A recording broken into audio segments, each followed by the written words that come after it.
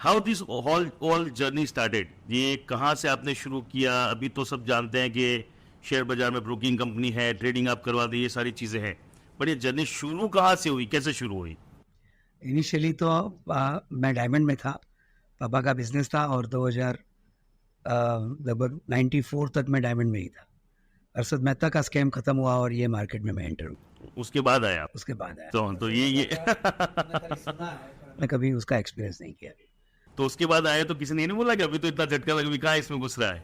पर हमको लग रहा था कि ये लॉन्ग टर्म ये सब चीज़ें चलने वाली है।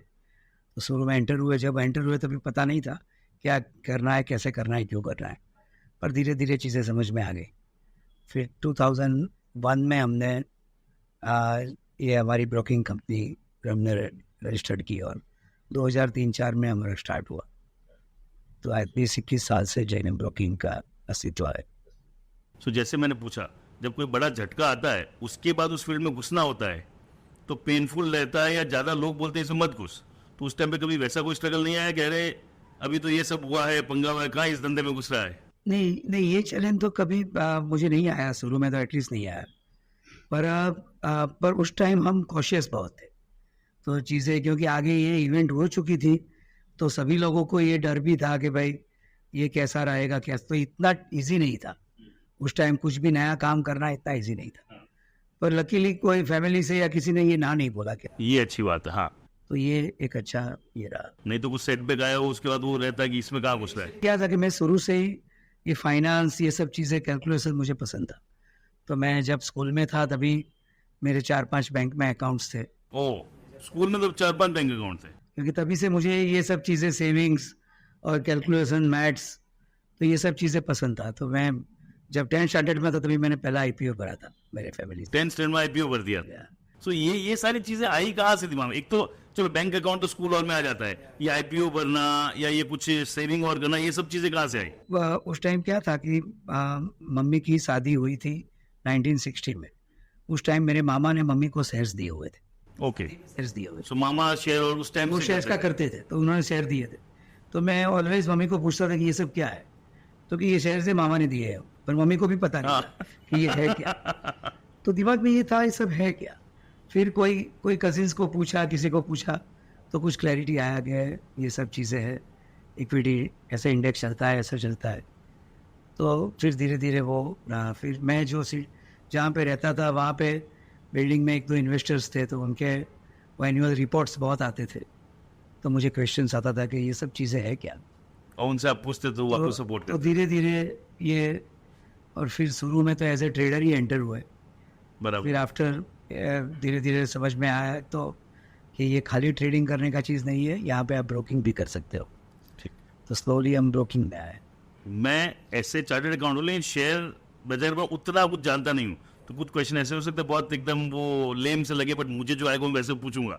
एक क्या है, बहुत टाइम तक मेरे पापा, जब मैंने मतलब शेयर में इन्वेस्ट करने की बात भी आती तो उनका एक स्टेटमेंट रहता था, इसमें से कोई कमा के नहीं निकलता, ये अपना काम ही नहीं है, तो इसमें काम ही मत कर।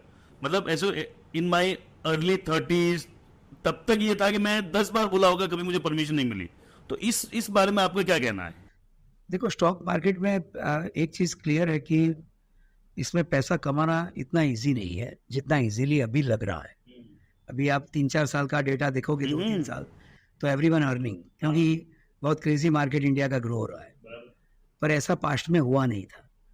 तो ये चीज़ बहुत ज़रूरी है कि इसमें जो भी आप काम करते हो उसको ठीक से समझिए। और मेन ये मार्केट की सबसे बड़ी चैलेंज क्या है कि जब लोग एंटर होते हैं ना, तभी बहुत छोटे अमाउंट लेके आते हैं, और शुरू में एक चलो भाई 1 लाख रुपए इन्वेस्ट किया और पैसा मिल रहा है।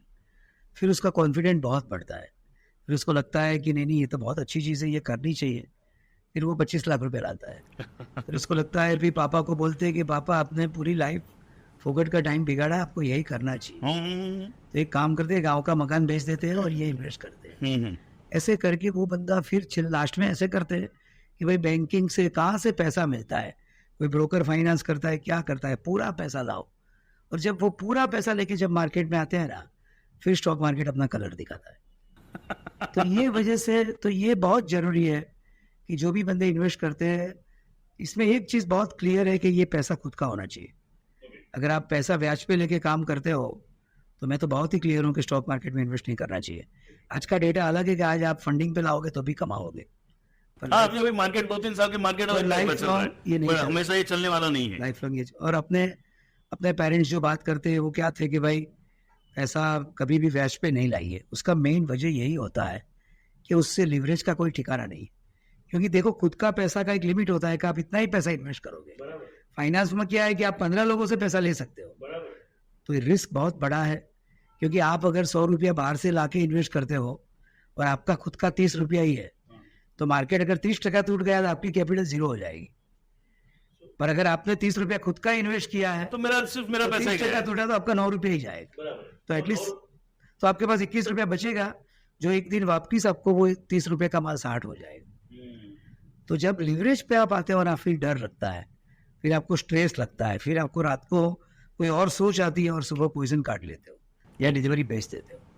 और यही वजह है कि इक्विटी मार्केट में ज़्यादा लिवरेज से अगर काम करोगे तो पैसा नहीं मिलेगा। सो मेरी अगर बात हम सिंपल समझूं, मैं अपने 100 रुपए लेके आया हूं, मैंने वो इन्वेस्ट किए, शायद 100 के 90 भी हो गए, लेकिन मेरे पास पड़े हैं। आज नहीं तो 2 साल 4 साल बाद वापस वो 100 हो जाएंगे। लेकिन अगर मैंने उधार लाए हैं तो मुझे पैसे चुकाने ही पड़ेंगे, तो उसके लिए मुझे और होता क्या है, हर साल उसको इंटरेस्ट देना है। तो होगा क्या, अब 1 साल के बाद आपका पोर्टफोलियो देखोगे तो 100 रुपये का प्राइस 82 है और उसको आपको 12 रुपया देना है। तो 12 रुपये के लिए 12 का माल बेचना पड़ेगा और ऐसा 3 साल चलेगा। फिर आप थक जाओगे कि भैया छोड़ो, कुछ करना नहीं है, जो हम कर रहे थे वही सही है। और जब आप माल बेचते हो ना, तब इंडिया में आप अकेले नहीं होते हो जो बेचते हो। उस टाइम सभी को यही थॉट आता है, लेना होता है सबको, लेना होता है, बेचना होता है सबको, बेचना तो होता है। यही टर्न अराउंड होता है। बस मार्केट खाली नवीन का वेट कर रहा है, आप माल बेचोगे बाजार घूम जाए।